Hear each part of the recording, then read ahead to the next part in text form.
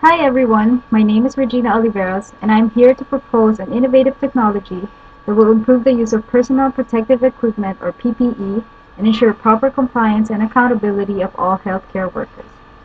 Prevention of communicable diseases and hospital-based acquired infections has always been a top priority of every healthcare facility.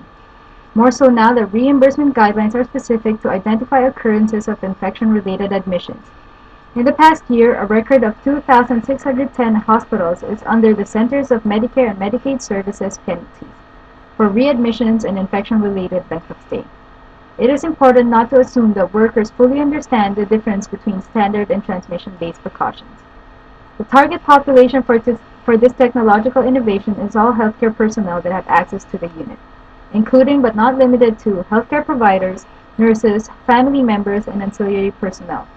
It is important that all personnel entering patients' rooms are informed with real-time information if standard or transmission-based precautions are to be observed. A few minutes of using inappropriate standard precautions can have the potential to infect other patients, staff, or medical equipment.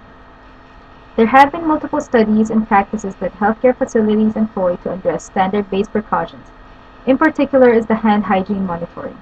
While direct observation is still the best way to identify if healthcare workers perform hand washing before and after patient care, it is costly, time-consuming, and an ineffective use of additional personnel. Currently, there is no identified technology using radiofrequency identification system that ensures proper PPE for rooms needing transmission-based precautions are practiced.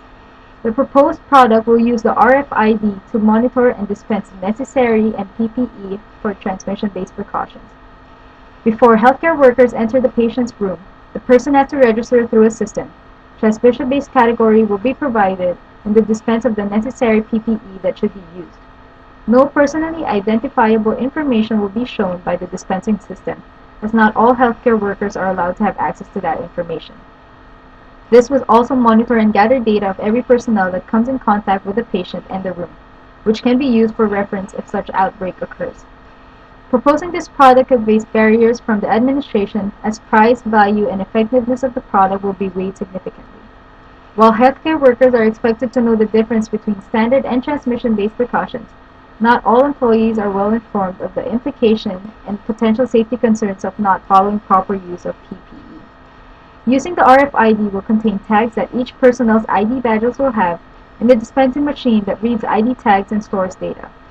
The RFID system requires upgrades on ID tags, middlewares, trainings, and networks.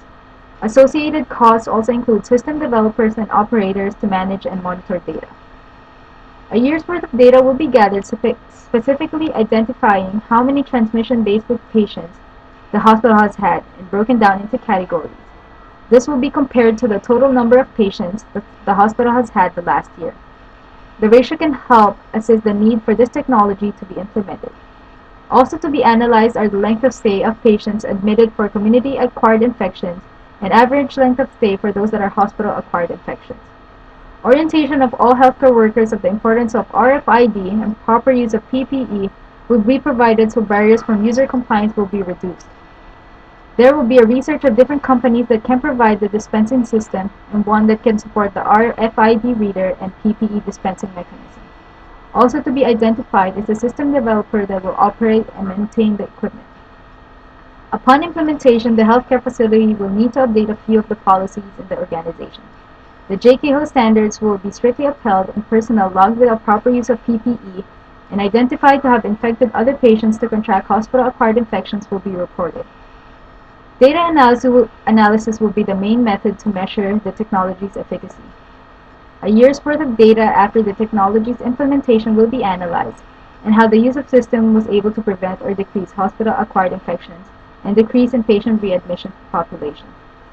Patient safety, decrease in hospital-acquired infections, and cross-contamination prevention are the main selling points of this technology. While concerns about the cost and system maintenance will initially deter the potential users in implementing this in their facilities, the results from the pilot study will prove the long-term benefits of this product. The product will also be useful if a community is at high risk in contracting communicable diseases or experiences an outbreak, and with this technology, accountability of users that have come in contact with certain bacteria and proper treatment can be initiated.